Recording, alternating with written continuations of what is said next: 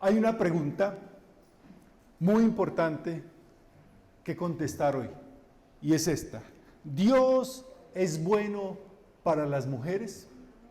Dios sí es bueno para las mujeres. O sea, cuando nosotros miramos la historia humana y la realidad de las mujeres hoy en día, donde las mujeres son abusadas, asesinadas, oprimidas, explotadas, son maltratadas de muchas formas. Las Naciones Unidas dicen que de cada 3 mujeres, una mujer es violentada, maltratada en el mundo. Ayer veíamos en el noticiero que en Antioquia este año han desaparecido cerca de 200 mujeres, las han desaparecido, no se sabe dónde están. Y más de 100 han sido asesinadas en Antioquia solamente. Entonces, cuando vemos la historia de las mujeres a lo largo del mundo, de la historia humana, todo lo que han sufrido las mujeres, creo que es válido preguntar, ¿Dios es bueno para las mujeres? O de otra manera, ¿Dios se interesa por las mujeres? ¿Dios cuida a las mujeres? Teniendo esa pregunta en mente, vamos a leer el primer capítulo de Ruth. Ruth, capítulo 1. Lo voy a leer y escúchenlo. En los días en que los jueces gobernaban en Israel, hubo mucha hambre en la tierra, y un hombre de Belén de Judá emigró a los campos de Moab junto con su mujer y sus 2 hijos. Ese hombre se llamaba Elimelec y su mujer Noemí. Sus hijos se llamaban Maglón y Kelión, y habían nacido en Éfrata de Belén de Judá. Cuando llegaron a los campos de Moab, se quedaron allí a vivir. Pero murió Elimelec, marido de Noemí, y ella se quedó sola con sus 2 hijos. Más tarde ellos se casaron con unas moabitas, una de las cuales se llamaba Orfa y la otra Ruth, y se quedaron a vivir en Moab durante unos 10 años. Pero también murieron Maglón y Kelión, y Noemí se quedó desamparada, sin marido ni hijos. Cuando Noemí se enteró de que el Señor había bendecido a su pueblo y que el hambre había terminado, decidió abandonar Moab junto con sus nueras. Las 3 mujeres salieron de donde habían vivido y emprendieron el camino de vuelta a la tierra de Judá. Pero Noemí les dijo a sus 2 nueras: es mejor que regresen a la casa de su madre, que el Señor las trate con misericordia, tal y como ustedes nos trataron a mis hijos y a mí, que el Señor les conceda hallar reposo, cada una en casa de su propio marido. Luego las despidió con un beso, pero ellas se pusieron a llorar a voz en cuello y le dijeron: las 2 nos queremos ir contigo a tu pueblo. Pero Noemí respondió: regresen a su pueblo, hijas mías. No tiene caso que vengan conmigo, pues ya no tengo más hijos que puedan ser sus maridos. Váyanse, hijas mías. Yo ya estoy vieja para tener marido, y aun cuando abrigara esa esperanza y esta noche estuviera con un hombre y volviera a tener hijos, ¿habrían de quedarse ustedes sin casar por causa de ellos? No, hijas mías. Mi amargura es mayor que la de ustedes, porque el Señor se ha puesto en mi contra. Pero ellas seguían llorando a voz en cuello, y Orfa se despidió de su suegra con un beso. Pero Ruth se quedó con ella. Entonces Noemí dijo: mira a tu cuñada, ya regresó a su pueblo con sus dioses, regresa también tú. Pero Ruth le respondió: no me pidas que te deje y me aparte de ti. A donde quiera que tú vayas, iré yo. Donde quiera que tú vivas, viviré. Tu pueblo será mi pueblo y tu Dios será mi Dios. Donde tú mueras, moriré yo, y allí quiero que me sepulten. Que el Señor me castigue, y más aún, si acaso llego a dejarte sola. Solo la muerte nos podrá separar. Y como Noemí vio que Ruth estaba resuelta a ir con ella, no dijo más. Y así las 2 siguieron caminando juntas hasta llegar a Belén. Y en cuando entraron a la ciudad, hubo gran agitación entre toda la gente por causa de ellas, pues decían: ¿qué? ¿No es esta Noemí? Pero ella le respondió: yo no me llamo Noemí, llámenme Mara. Ciertamente grande es la amargura que me ha hecho vivir el Todopoderoso. Yo salí de aquí con las manos llenas, pero Él me ha hecho volver con las manos vacías. ¿Por qué llamarme Noemí si el Señor se ha puesto en mi contra y mis aflicciones vienen del Todopoderoso? Fue así como Noemí volvió a Moab, acompañada de Ruth, su nuera moabita. Llegaron a Belén cuando comenzaba la cosecha de la cebada. Amén. La historia de Noemí es una historia de una mujer que lucha con su Dios. Noemí no es un personaje secundario en la historia de la Biblia, ni siquiera en el libro de Ruth. Es más, el libro de Ruth se cuenta desde Noemí. Es más, en el libro de Ruth se habla más de Noemí que de Ruth. Debería llamarse el libro de Noemí, no de Ruth. La historia de Ruth es contada desde el punto de vista de Noemí y Dios es visto desde los ojos de mujeres, de las mujeres. Casi todos los libros de la Biblia, por no decir todos a excepción de este, todos los libros de la Biblia se cuentan desde los ojos o el punto de vista de los hombres. Pero esta historia nos habla de Dios desde el punto de vista de las mujeres.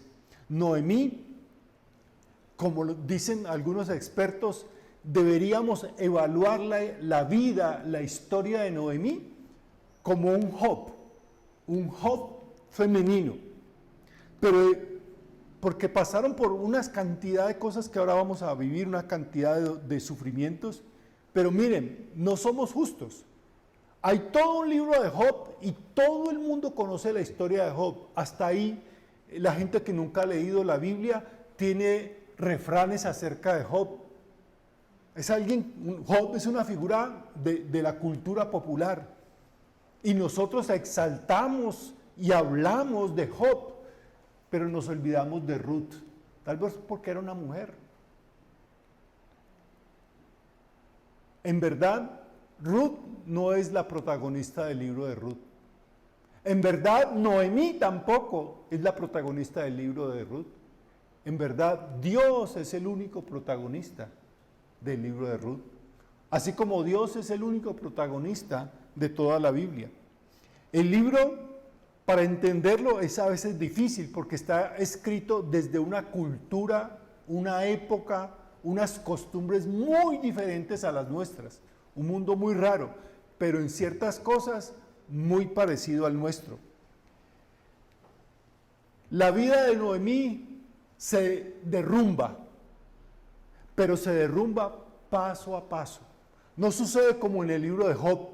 Recuerdan que Job, todos los males le llegaron prácticamente en unos pocos días. La historia de Noemí es todavía más dolorosa porque no sucede en unos pocos días, sucede a lo largo de varios años, incluso décadas. Pero cada golpe de la vida que recibe Noemí pareciera ser más doloroso en su vida. Es más, ustedes notan cómo el libro de Job se narran los padecimientos de Job en varios capítulos. De hecho, el libro de Job tiene como 41 capítulos. Los padecimientos de Ruth se narran solo en 5 versículos. Pero 5 versículos dolorosísimos, que en cierta manera yo como hombre, o nosotros los varones que estamos acá, nos costaría mucha dificultad entenderlos. Hay cosas que solamente las mujeres que están acá entenderían de los padecimientos de Noemí. ¿Cuáles fueron esos padecimientos? ¿Cuáles fueron esos sufrimientos? Bueno, yo he sintetizado los sufrimientos de Noemí en 7 crisis. Y les voy a decir rápidamente. La primera, la crisis social. La crisis social golpeó a toda la nación de Israel con una hambruna que fue producto de una sequía al parecer y que arruinó los campos y devastó la economía de Israel. Y fue una crisis social tan grande, de tanta hambre, que la gente empezó a hacer como como nuestros vecinos venezolanos, a empezar a irse a otras naciones, a otros países donde pudiesen tener un futuro. Y eran cantidades de personas, y dentro de esas personas que salieron, esas familias, fue Elimelech, Noemí y sus 2 hijos. Se fueron a Moab. Abandonaron su país, su tierra, su familia, la seguridad que da vivir en la misma patria de uno, la tranquilidad. Esa fue una crisis social a nivel de toda la nación, algo que ellos no podían controlar.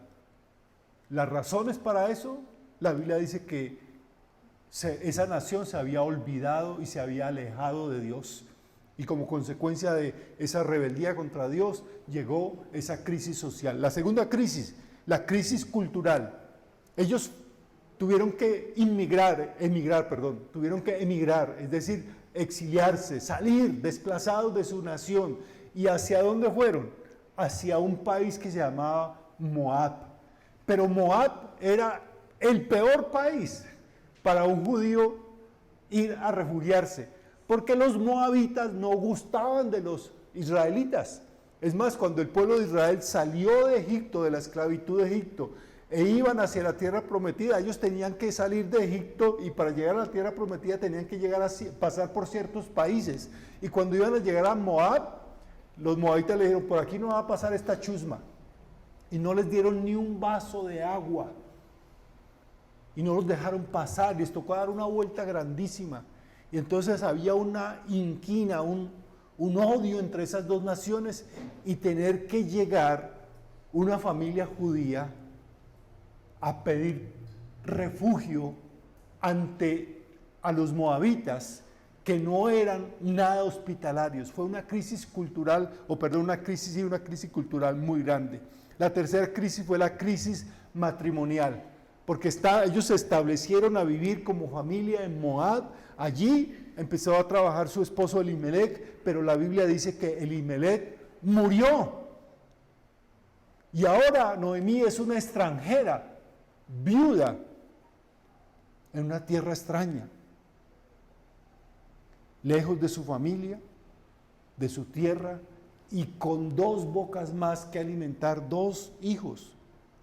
Les voy a decir esto y tal vez usted nunca lo ha pensado. Estoy hablando con ustedes, mujeres, y también obviamente con los hombres. Los estudios dicen que de cada 10 mujeres casadas, 9 serán viudas una parte de su vida. ¿Lo había pensado? La estadística dice que de cada 10 mujeres casadas, 9 serán viudas en alguna etapa de su vida, y algunas más de una vez serán viudas.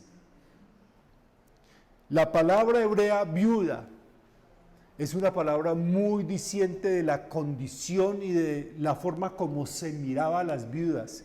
La palabra viuda es almanaj, que significa silenciosa, es decir, alguien sin voz, alguien que no tiene derecho a hablar, a reclamar sus derechos, alguien que no tenía voz ni voto en los asuntos de la ciudad. Tal vez nosotros hoy en día no tenemos una concepción del dolor y de la vida tan difícil que tenía que padecer una viuda, porque pues nuestro país, aunque no es un país rico, pues más o menos se preocupa por las personas más desfavorecidas. Entonces hay un CISBEN y las atienden bien o mal, hijos se preocupan de alguna manera, pero en ese tiempo ser una viuda era perder identidad, perder propósito de vida, ser un cero a la izquierda. Yo no sé si ustedes han escuchado esta palabra, Brindavan. ¿Saben qué es Brindavan? ¿No? Geografía. Brindavan es una ciudad de la India. Es conocida como la ciudad de las viudas. La ciudad de las viudas. Les voy a enviar esta tarde un documental muy corto de unos 10 minutos para que vean un poquito en YouTube, un poquito de cómo es la vida de las viudas en Brindavan, en la India, y cómo sufren. Y más o menos viendo ese video y las condiciones de las viudas en la India, usted más o menos entenderá cómo era la condición de la viuda de Noemí, Brindavan. Algunas fotos están allí de cómo estas mujeres se tienen que vestir con un sari blanco, un vestido blanco, las identifica como viudas. Cuando el esposo muere, son echadas de su familia, no pueden regresar a su familia paterna, porque en esa cultura que es tan pobre, cuando logra una familia que una de sus hijas se case, es decir, ay, nos deshicimos de una boca menos. Y si se muere el esposo que la mantenía, no venga acá, nosotros ya no tenemos nada, ninguna obligación con usted. Y esas mujeres se dedican el resto de su vida a mendigar.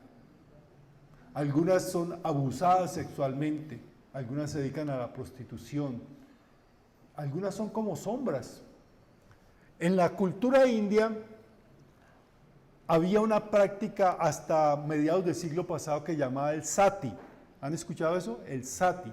Y era que cuando moría el esposo, la obligación de la mujer era, bueno, tengo que decir antes esto, ustedes han visto que en la India no hay cementerios, no cumplen los ritos funerales como nosotros en Occidente, que es en una fosa, en una bóveda, los entierran.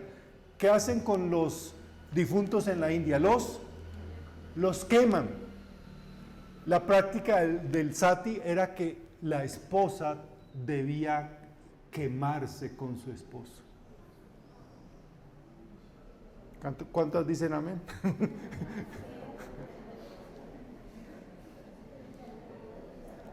Y cuando no quería, porque obviamente ¿quién le gustaría ser incinerada? Cuando no querían las querían, es decir, las arrojaban. Esa práctica del sati fue prohibida en el siglo pasado.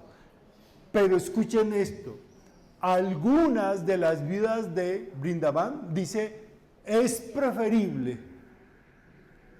ser quemadas que vivir lo que tenemos que vivir como viudas.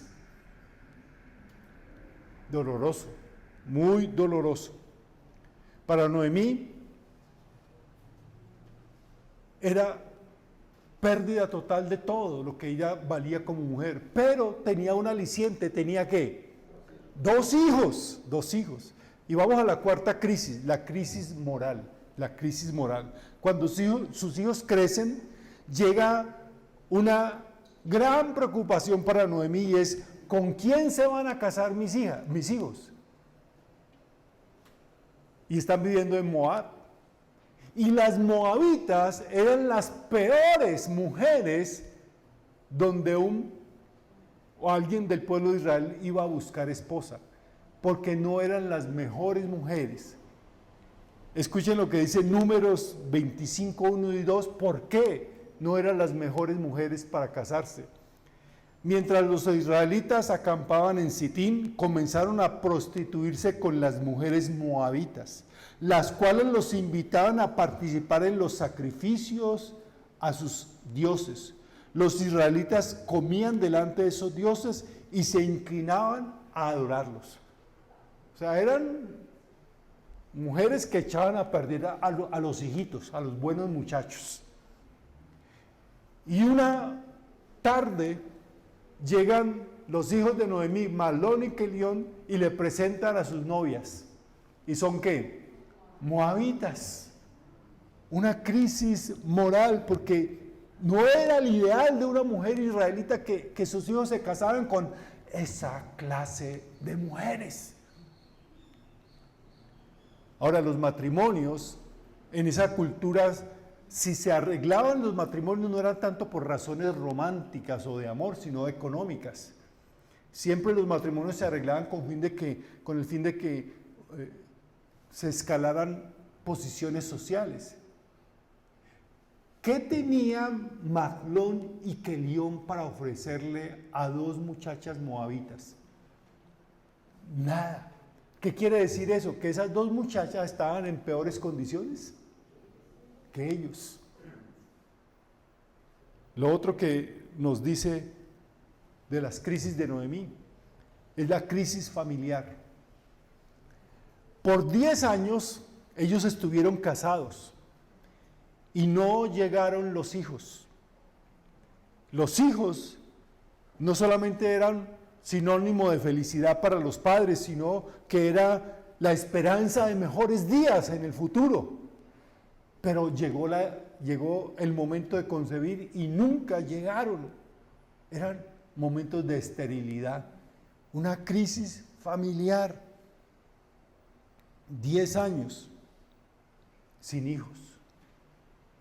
Y llegó la sexta crisis, la crisis emocional.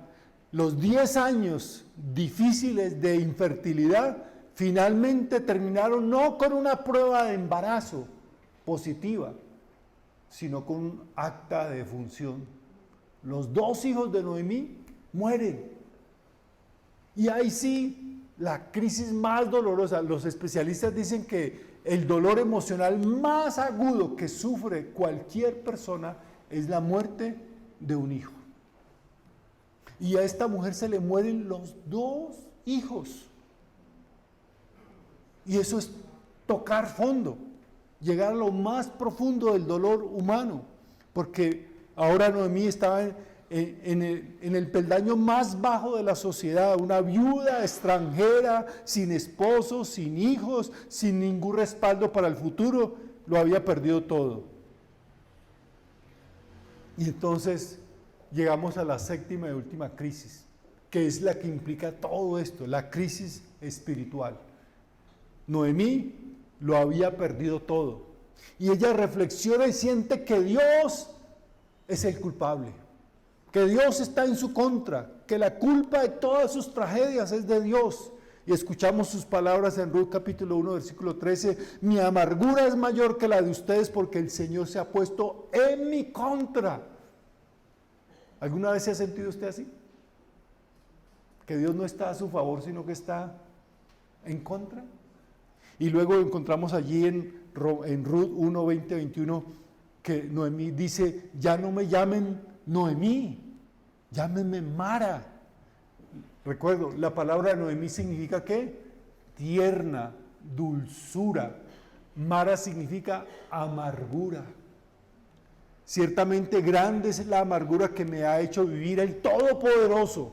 ¿A quién le echa la culpa? A Dios. Yo salí de aquí con las manos llenas, se refiere a su familia, pero Él me ha hecho volver con las manos vacías. ¿Por qué llamarme Noemí si el Señor se ha puesto en mi contra y mis aflicciones vienen del Todopoderoso? No les suena conocido, no se les hace muy similar estas palabras de Noemí a las de Job. Por eso Noemí es una Job femenina, porque no entiende y piensa, Dios, pero ¿yo qué hice? ¿Por qué permites que todo esto me pase a mí? Mi abuelita, que nunca fue cristiana, tenía un refrán que seguramente algunos de los que son más antiguos han escuchado. Cuando le estaba yendo las cosas mal, decía, pero yo acaso maté un cura, pues. Y sentir que Dios no solamente no está con ellos, sino contra ellos. Noemí pierde todo, hasta su identidad, por eso pide que no se le llame más Noemí, sino Mara. Y la historia de Noemí nos invita a reconocer que todos nosotros también estamos destruidos, derrumbados, que hay áreas en nuestra vida donde toda la esperanza se ha perdido y que a pesar de caminar junto a Dios por muchos años, luchamos por confiar en Él, que nos cuesta confiar en Dios. Y eso es una realidad. Aunque usted sea una persona que lee la Biblia y que ha caminado con Dios muchos años, hay momentos en que a usted le cuesta confiar en Dios. Y creo que Noemí sufre y supera a Job en sus dolores ante las tragedias que está viviendo. Por lo menos Job tiene a su esposa, Por lo menos Job tiene amigos que mal o bien lo acompañan. Por lo menos Job es un hombre y no una mujer en un mundo patriarcal, dominado por hombres. La decisión de Ruth de mantenerse junto a su suegra Noemí es el punto de inflexión de todo el libro. Pero eso lo vamos a ver en un mes, si Dios quiere, cuando continuemos con esta historia de Noemí y veamos la historia de Ruth. Ahora, ¿qué le quedaba a Noemí? ¿Cuál es la esperanza para quien lo ha perdido todo? ¿De qué aferrarse cuando uno ya hasta de confiar en Dios le cuesta? ¿Qué hacer cuando se siente que Dios es el causante de todo nuestro dolor? Y por eso la pregunta, ¿Dios es bueno para las mujeres? ¿A Dios le importa una mujer tan insignificante como Noemí? Y vamos a ver la respuesta a esas preguntas, mirando lo que Dios hizo por Noemí. ¿Qué hizo Dios por Noemí? Primero, todo se refiere a la gracia. Dios le mostró la gracia de escuchar. Cuando Noemí se queja y dice, Él es el causante de todo mi dolor, Él me dio la espalda, me fui con las manos llenas y me devolvió con las manos vacías, cuando está sacando todo su dolor y le echa la culpa a Dios, ¿qué hace Dios? ¿Se enoja Dios? ¿La castiga más duro? ¿Le manda un rayo? ¿Se abre la tierra? ¿Dios qué hace? Dios escucha. Dios escucha. Escuchar es una gracia. Ser escuchado es algo que necesitamos. Cuando estamos sufriendo necesitamos ser escuchados. Casi siempre me preguntan, pastor, ¿qué le digo yo a una persona que está sufriendo? No le diga nada, escúchela.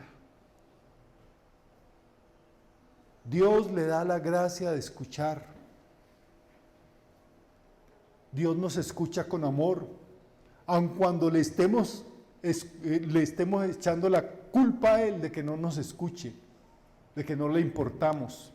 Él escucha aún las preguntas que a nosotros nos preocupan, que a Él le preocupen. Me explico. Ay, usted no diga eso porque Dios lo castiga. ¿Han escuchado que hay personas que dicen que Dios, ay, no diga eso, hermana, porque Dios lo castiga, la castiga más duro? No, a Dios no le preocupan las preguntas que a nosotros nos preocupan. Dios nos escucha porque Él sabe nuestro dolor. Recuerden, hasta Jesús en la cruz dijo, Dios mío, ¿por qué me has desamparado? ¿Qué más hace Dios por Noemí? Le muestra la gracia de la compañía. Ruth decidió quedarse con Noemí para siempre. Pero Ruth le respondió, no me pidas que te deje y me aparte de ti. A donde quiera que tú vayas, yo iré. Donde quiera que tú vivas, viviré. Tu pueblo será mi pueblo y tu Dios será mi Dios. Donde tú mueras, moriré yo. Y allí quiero que me sepulten, que el Señor me castigue y más aún si acaso llego a dejarte sola. Solo la muerte nos podrá separar. La gracia de la compañía. La gracia de Dios nos llega, no a través de un ángel del cielo que desciende, sino a través de esas personas que Dios coloca a nuestro lado cuando sufrimos, para llorar con nosotros, no para que nos hable. Eso hay hermanos y hermanas que son divinas, hermosas, pero para hablar. No hable tanto, escuche mucho más y haga mucho más. Generalmente cuando yo me acerco a una persona que está sufriendo, siempre le pregunto, ¿qué puedo hacer por usted? Dígame, ¿cómo puedo ayudarle? Pero no empiezo, hermanos, que la Biblia dice aquí, mire, le voy a este Salmo 24, el Salmo 119, Apocalipsis dice, y empieza a echarle un sermón. No, hermano, no es tiempo de eso. Bríndele la compañía a alguien que sufre. También en Ruth capítulo 4, al final, cuando termina el libro, las mujeres dicen a Noemí lo siguiente: tu nuera, es decir, Ruth, tu nuera, que te ama y dio a luz este niño, es de más valor para ti que 7 hijos. ¿No les parece es un elogio hermosísimo? Alguien que sabe acompañar en el dolor. No como los amigos molestos de Job. ¿Qué fue lo que hicieron? Ponerse a hablar. No, Job, seguramente tú eres un pecador, tienes un pecado oculto por allí, y por eso es que Dios te castigó. Y seguramente es que algo usted por ahí hizo algo contra Dios, o fue una persona que tiene por ahí su guardadito, y empezaron a decir sermones. Y de hecho usted lee el libro de Job y son los discursos de los amigos, largos discursos tratando de convencer a Job de que él es el culpable. ¿Sabe qué hace Ruth? No dice nada de eso. Ruth simplemente dice: yo voy a ir donde usted vaya y la voy a acompañar y nunca la voy a dejar. Cuente conmigo. ¿Quién consoló? ¿Quién realmente fue de valor en ese momento? Ruth. No dijo nada o no dijo mucho, pero lo que hizo la diferencia. Lo tercero que hace Dios es darle la gracia a Noemí de la protección, la gracia de la protección. Una mujer en las condiciones en que se encontró Noemí vio la gracia de Dios en la protección y la provisión a través de algo que nosotros no nos gusta y no queremos y lo consideramos como maluco. ¿Saben cómo fue que llegó la protección y la provisión para Noemí de parte de Dios? A través de las leyes, de los mandamientos. Ruth pudo conseguir comida para ellas cuando llegaron a Belén de nuevo, porque había una ley que decía, de parte de Dios, que cuando llegara el momento de la cosecha, no debían tomar o recoger toda la cosecha, sino dejar algo para ¿quiénes? Para los más pobres. Es decir, si habían 100 racimos de plátanos, dice, no los coja todas, deje unos 5 o 10 racimos de plátano. ¿Ay, para quién? Para los que no tienen nada. Y los pobres sabían esa ley, porque era una ley de Dios, y ellos llegaban y cogían esos racimos, y los utilizaban para alimentar a su familia. La protección de Dios a través de una ley. ¿Y saben por qué Ruth se pudo casar con Booz? Porque había una ley que decía que cuando una mujer enviudaba y no tenía hijos, el pariente más cercano debía casarse con ella para darle descendencia. Así no se perdería ni el nombre de la familia ni la propiedad de la familia. Porque había una ley de Dios. Por lo general, nosotros vemos las leyes de Dios como ¿qué? Como impedimentos para disfrutar la vida. No es que Dios sea, es que no, yo no puedo hacer eso porque Dios me lo prohíbe. Y lo decimos con una tristeza. Pensamos que los mandamientos de Dios, las leyes de Dios, son puestos por el Señor para que nosotros no disfrutemos la vida, pero en verdad fueron puestas las leyes de Dios, dadas a nosotros para protegernos, para nuestro bienestar. Eclesiastés capítulo 10, versículo 8, dice lo siguiente: al que abre brecha en el muro, la serpiente lo muerde. Suena extraño, ¿verdad? Lo que está diciendo este texto es que muchas veces las personas piensan, bueno, esto aquí me está estorbando, ¿para qué lo hicieron? Esto hay que quitarlo.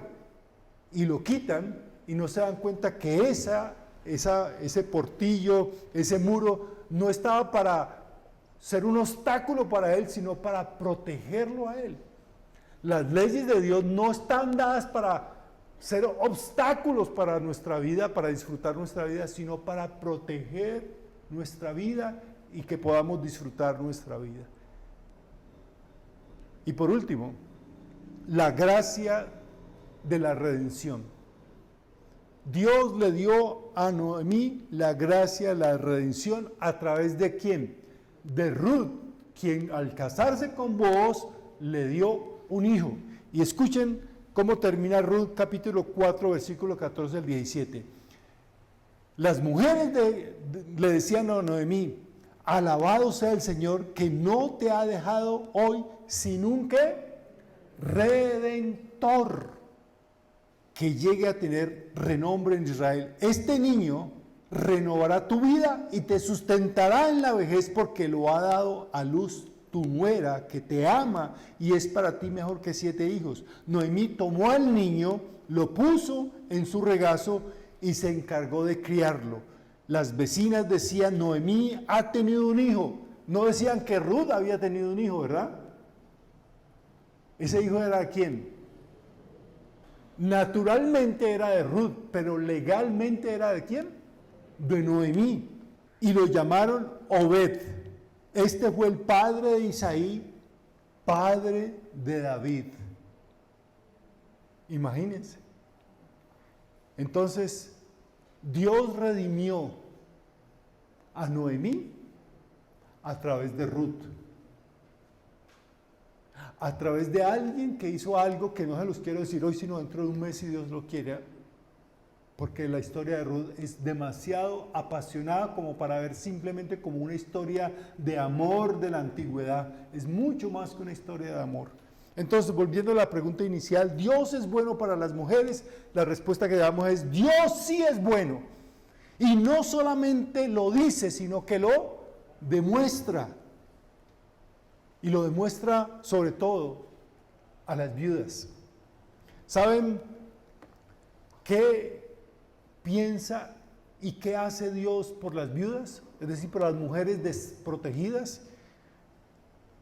Él se autoproclama de la siguiente manera en el Salmo 68.5. Salmo 68.5 dice: Dios en su santo templo es padre de los huérfanos y defensor ¿de quién? De las viudas. Dios es defensor de las viudas.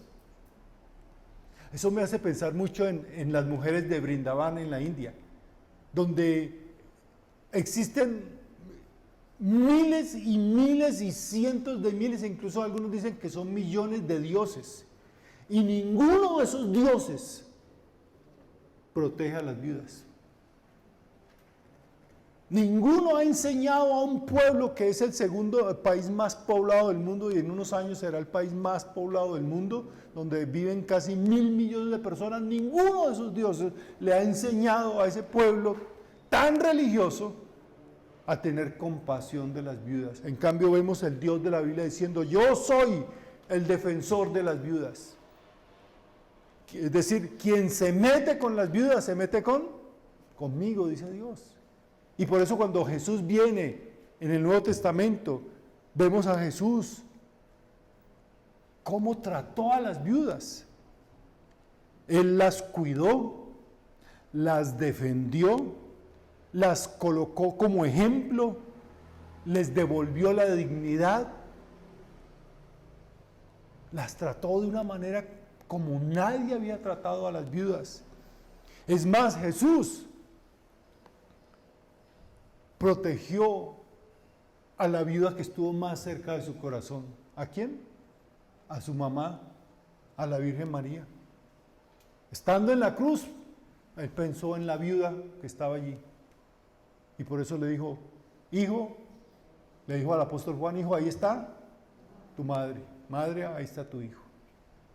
Así de valiosas son las viudas, las mujeres desprotegidas para Dios. Y los primeros cristianos cuidaron a las viudas de la iglesia. Lea el libro de los Hechos de los Apóstoles, lea lo que escribió Pablo acerca de las viudas, de cómo debía protegerse a las viudas. De hecho, los diáconos que manejamos hoy en día en las iglesias, los diáconos fueron inspirados por el deseo de la iglesia a proteger a las viudas. Las viudas lo pueden haber perdido todo, pero ellas siguen estando en los planes de Dios. Dios aún tiene planes para las viudas. Dios no desecha a las viudas. Puede que la sociedad deseche a las viudas, puede que la familia deseche a las viudas, puede que los hijos desechen a las viudas, puede que la iglesia deseche a las viudas. Pero Dios no desecha a las viudas porque Dios todavía tiene planes para las viudas. Y si usted no lo cree, lea lo que la Biblia dice de cómo Dios usó a viudas en su plan de salvación. En la historia de Noemí se abordan algunas de las preguntas más íntimas de las mujeres. ¿Qué va a pasar conmigo si mi esposo se muere? Esposos, debemos pensar en eso. ¿Usted ha pensado qué va a pasar con su esposa si usted se muere? He escuchado a hombres decir, es que mientras yo viva a mi esposa no le falta nada, por eso yo trabajo. ¿Y cuando usted muera qué? Pues ni siquiera planeó para una pensión. ¿Cómo amaba a su esposa? Uy, no, pues es que ella es mi reina, mi princesa, doy todo por ella. Y ni siquiera está pensando que usted, hay más probabilidades que las mujeres le envidien que los hombres.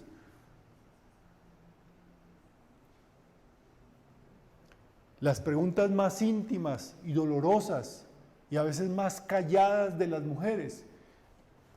En la Biblia, Dios las eleva esas preguntas a la categoría de temas teológicos. Por eso los huérfanos y las viudas es un dicho que se repite continuamente en la Biblia. Huérfanos y viudas como sinónimo de las personas más vulnerables, pero también como el sinónimo de las personas por las cuales Dios se preocupa más, personas por las cuales Dios dice, la iglesia, los cristianos, los que amamos a Dios, debemos preocuparnos más. La historia de Noemí es una historia de una mujer que es transformada al descubrir que el amor de Dios es sólido como una roca, aunque las circunstancias indiquen todo lo contrario. Porque seguramente Noemí por muchos años le fue difícil confiar en Dios, pero al final valió la pena. Dios hizo todo para que ella volviera a confiar en Dios. Y Dios no desampara a las viudas, a las mujeres desposeídas, a las mujeres que están abandonadas. Y nosotros como seguidores de Jesús debemos ser apoyo para ellas también. Puestos en pie, vamos a orar.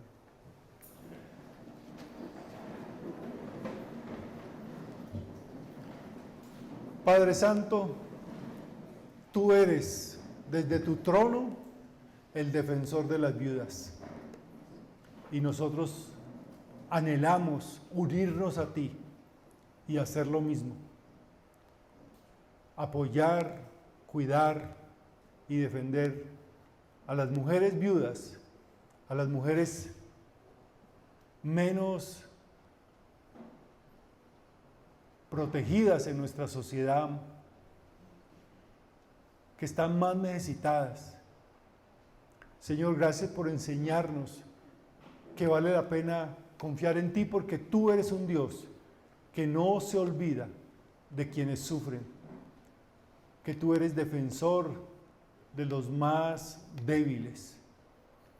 Señor, muchas gracias por la vida de Noemí, quien sufrió tanto y durante tanto tiempo, pero al final, Señor, tú la atrajiste a ti con cuerdas de amor para que volviera a confiar en ti, Señor. Seguramente aquí hay personas, hombres y mujeres, que están luchando por confiar en ti, porque piensan que tú les has abandonado. Muéstrales tu gracia como la mostraste a Noemí y ayúdanos a volver a confiar en ti. Te lo suplicamos en el nombre de Cristo Jesús. Amén. Amén.